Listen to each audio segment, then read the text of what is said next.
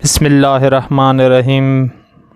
السلام علیکم نہایت محترم اور معزز سامعین، میرے چینل کو سبسکرائب کر کے مجھے شکریہ کا موقع دیجیے اور میرے ساتھ سٹوری کے آخر تک جڑے رہیے۔ یہ ہوتا ہے انصاف۔ ملزم ایک 15 سالہ لڑکا تھا، ایک اسٹور سے چوری کرتا ہوا پکڑا گیا، پھر گارڈ کی گرفت سے بھاگنے کی کوشش کی۔ مزاحمت کے دوران اسٹور کا ایک شیلف بھی ٹوٹا۔ جج نے فرد جرم سنی اور لڑکے سے پوچھا، تم نے واقعی کچھ چورایا تھا؟ بریڈ اور پنیر کا پیکٹ۔ لڑکے نے اعتراف کر لیا۔ کیوں؟ مجھے ضرورت تھی، لڑکے نے مختصر جواب دیا۔ خرید لیتے؟ پیسے نہیں تھے، گھر والوں سے لے لیتے۔ گھر پر صرف ماں ہے، بیمار اور بے روزگار۔ بریڈ اور پنیر اسی کے لیے چورائی تھی۔ تم کچھ کام نہیں کرتے؟ کرتا تھا ایک کار واش میں، ماں کی دیکھ بھال کے لیے ایک دن کی چھٹی کی تو نکال دیا گیا۔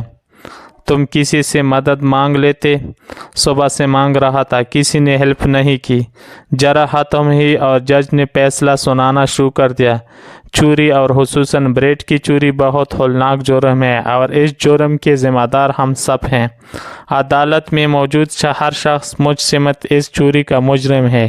میں یہاں موجود ہر فرد اور خود پر $10 جرمانہ عائد کرتا ہوں۔ $10 ادا کیے بغیر کوئی شخص کورٹ سے باہر نہیں جا سکتا۔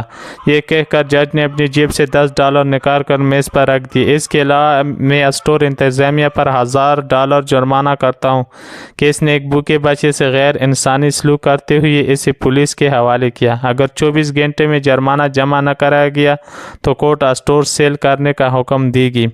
فیصلے کے آخری ریمارک یہ تھے، اسٹور انتظامیہ اور حاضرین پر جرمانے کی رقم لڑکے کو ادا کرتے ہوئے عدالت اس سے معافی طلب کرتی ہے۔